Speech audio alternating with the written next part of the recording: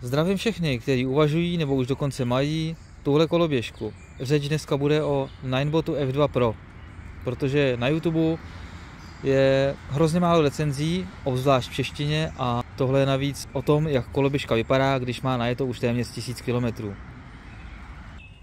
Dělám to hlavně proto, protože i já jsem rád, když narazím na YouTube na nějakou recenzi, a obzvlášť ještě je to dobrý, když už ten člověk to nějakou dobu používá a může říct nějaké zkušenosti z delší doby a nejenom když má nový stroj.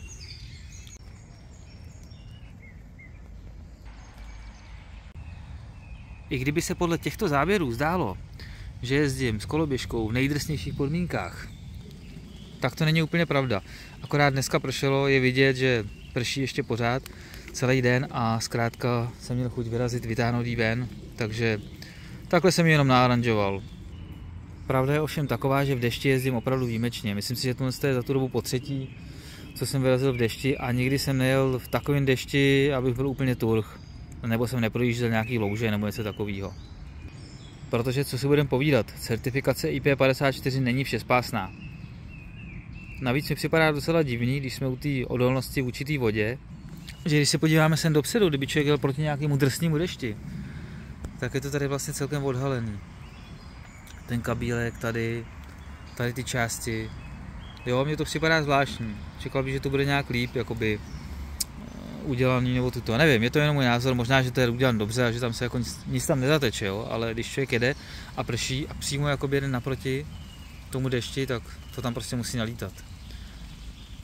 Tohle video netočím na jeden záběr a ani v jeden den, takže pár dní už uběhlo. Není deštivý počasí a na Segway mám najeto asi 1300 km. Já se pokusím hlavně v tomto videu zmínit všechno důležité, co jsem za tu dobu používání zjistil. Ohledně ovládání nemám v podstatě žádnou výtku, až na zvýšenou citlivost akcelerační páčky v závěrečné fázi. Řídítka jsou široká a na mých 179 čísel i dostatečně vysoká.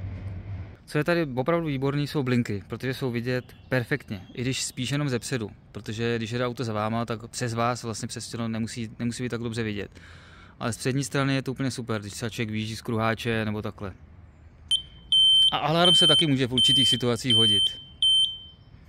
Světla jsou taky dobrý, jsou dobře vidět. Takhle jak to bliká, aspoň u mě to teďka bliká na displeji. Nevím, jestli to bude vidět i normálně na počítači, ale reálně to takhle nebliká.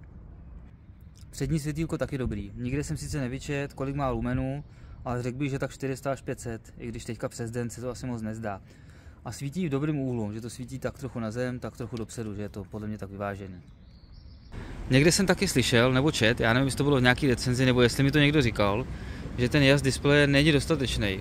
Já nevím, já jsem teďka přímo na sluníčku, jakože přímo. A naprostá pohoda.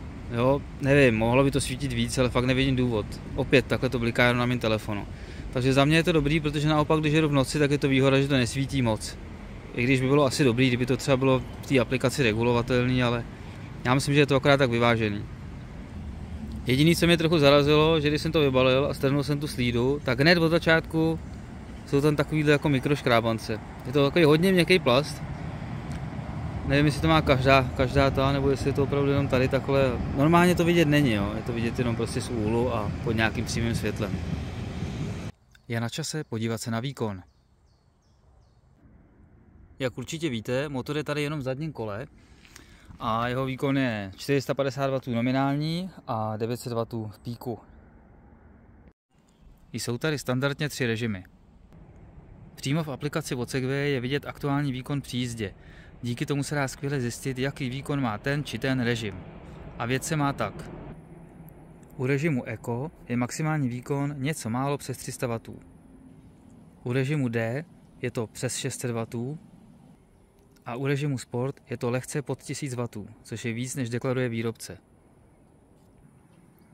U režimu Sport je ještě možnost nastavit si akceleraci. Tam je na výběr ze 3 stupňů. Nejnižší stupeň, pojmenovaný Energy Saving, dává výkon necelých 600 W. Druhý stupeň, prostřední, to je Normal a ten dává něco pod 800 W. Přidávám screenshoty. A potom je tam samozřejmě Max Speed a to je normálně zase těch necelých 1000 W. A tenhle brutální výkon, samozřejmě v úvozovkách, nám pomáhá ukočírovat přední kotoučová a zadní elektronická brzda, která je opravdu hodně silná, protože když jsem zkoušel jezdit s odpojenou přední, abych to otestoval, ta zadní to hravě zvládla, jako naprosto bez problému. Samozřejmě šlo to do smyku v určitých chvílích, takže pro bezpečnost to není až tak dobrý, ale je fakt silná. Ještě musím zmínit, že se tady taky dá brzdit rekuperací. Jsou tady 3 stupně a ten třetí je tak silný, že v podstatě člověk nepotřebuje běžný brzdy. Ale já to nepoužívám, já to radši rozjedu a potom ať to plachtí samo, než aby to brzdilo furt za mě. Ohledně možnosti odblokování, tak tam musím říct, že já to odblokovaný nemám, takže mám maximálku 25 km za hodinu. Je to proto, protože starý text se změnou regionu už nefunguje a o ničem jiným zkrátka dobře nevím. Hlavně mi chybí tempomat. Člověk musí prostě pořád mít pravou ruku na řídítku, přitom by stačilo v klidu mít jenom levou ruku na brzdě a bylo by to úplně dostatečné. Bohužel tempomat tam není a maximálka je 25. Ta by teda celkem mi stačila, ve většině případech se to hodí. Je dobrý, že to vytáhne do nějakého strmějšího kopce v pohodě, ale připouštím, že jsou situace, kdyby se hodilo jet trošku rychlejš. Třeba v těchto případech, kdy je silnice krásně čistá, žádný díry, žádný problém a i kvůli bezpečnosti by se tady hodilo opravdu třeba jet aspoň 40. Nebo třeba tady, typický případ situace, kdy se opravdu nehodí se tady loudat 25. A pak jsou případy, kde se na tom vůbec jezdit nesmí. Taky se ještě můžu zmínit o pneumatikách. Takhle vypadá přední, když mám najeto 1520 kiláků. To jestli jsou samoopravovací, jsem naštěstí ještě nemusel zjišťovat, protože dávám prostě bacha na cestu, takže jsem ještě nepíchnul. A takhle potom vypadá zadní. Celkem to drží. Ohledně dojezdu je to samozřejmě velice individuální.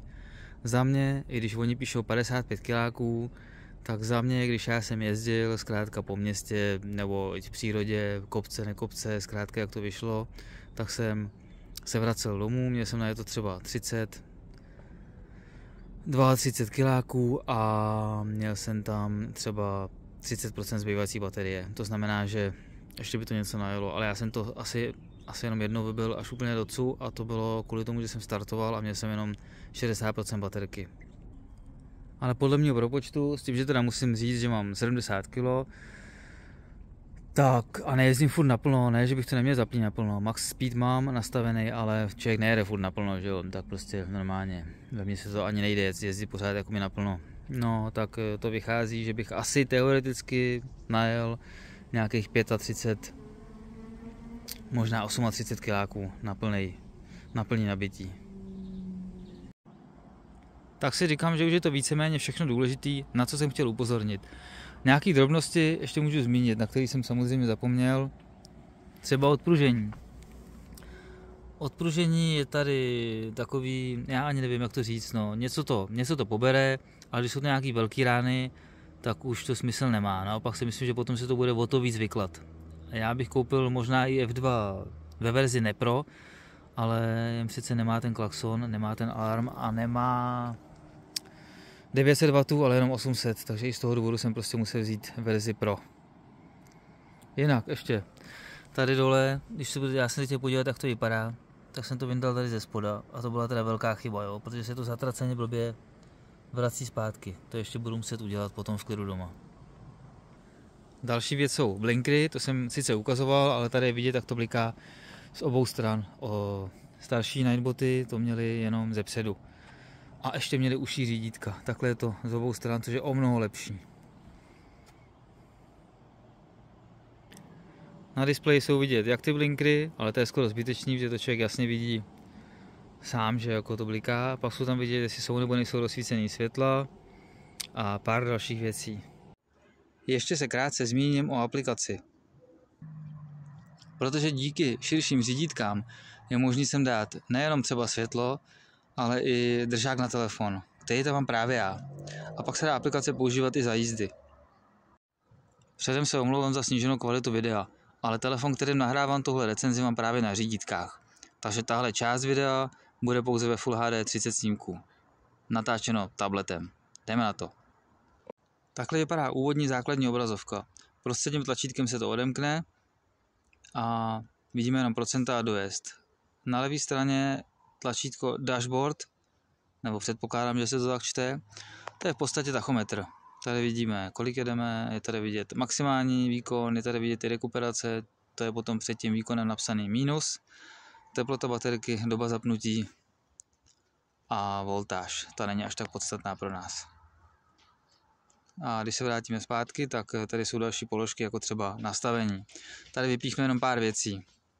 Například charge limit, což je jak moc to má být nabitý, nebo jak moc dovolíme, aby se to nabilo, kde je možnost to dát mezi 80 až 100%. To je kvůli šetření baterie. Tak dále přepínání Imperial Metric System, to není podstatný. Nastavení sportovního módu. Tady je možnost, jak rychle to pojede na sportovní mód a ještě akcelerace. To jak jsem se zmiňoval v části o výkonu, kde já mám právě nastaveno max speed. Co bych dál ještě tady vyzvedl? Zamykání. To já mám taky nastavený, to se dělá přes blinkry a potvrzuje se to brzdovou páčkou, to ukážu potom za chvíli normálně a pak je tady ještě zapínání alarmu. Abnormality alert. To je, když se potom s tou koloběžkou hne, tak začne pípat. No a na to se taky rovnou můžeme podívat, jak to vůbec funguje a vypadá ten alarm. Alarm není potřeba vždycky aktivovat. Stačí koloběžku zamknout kódem. Ten se zadá potom buď na řídítkách, anebo se koloběžka odemkne pomocí aplikace. Bez toho kódu, nebo bez toho odemčení, je seklý zadní kolečko. A to jako kdybyste měli úplně naplno brzdu a není možné na ní odjet. To by zkrátka nešlo. Takže dotyčný případný zloděj by musel vzít, složit a utéct. A to si nemyslím, že skoro z 19 km by bylo tak jednoduchý. A pak je tu ještě možnost ten alarm aktivovat. Když se aktivuje alarm, tak to je úplně stejný, ta koloběžka se chová stejně, taky si sekne kolečko, taky to chce kód, akorát, že začne do toho pípat a blikat. Což vypadá asi nějak takhle.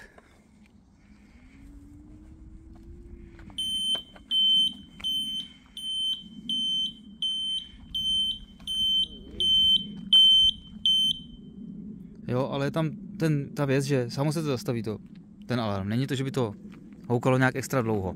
A potom je to pořád zamčený. Takže zase, když se s tím budu chtít rozjet, tak to zase začne houkat.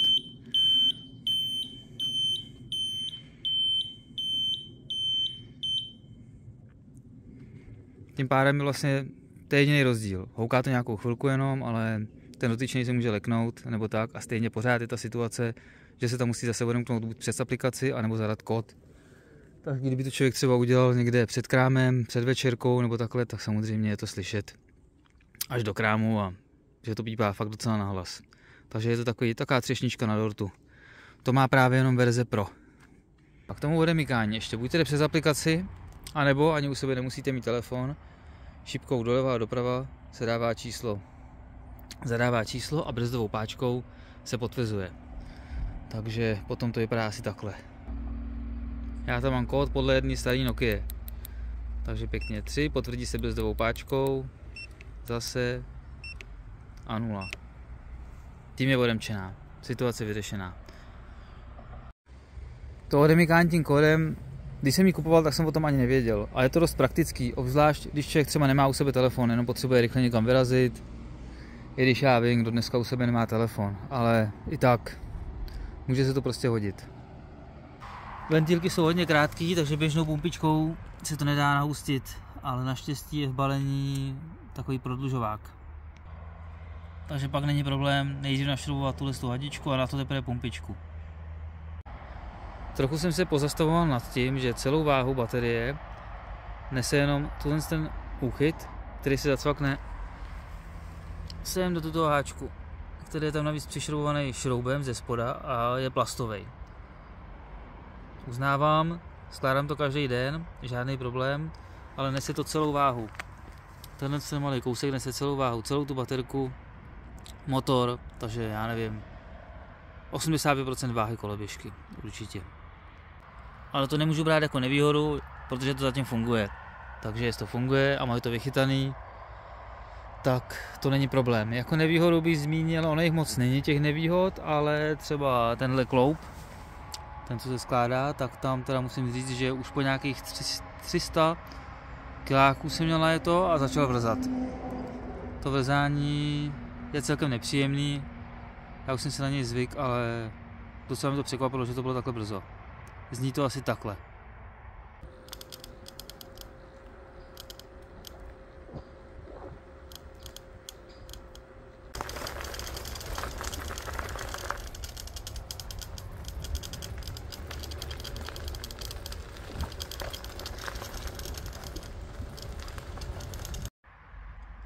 A to jsem měl po celkem rovné cestě a jenom necelých 15, protože s telefonem v ruce jsem nechtěl riskovat.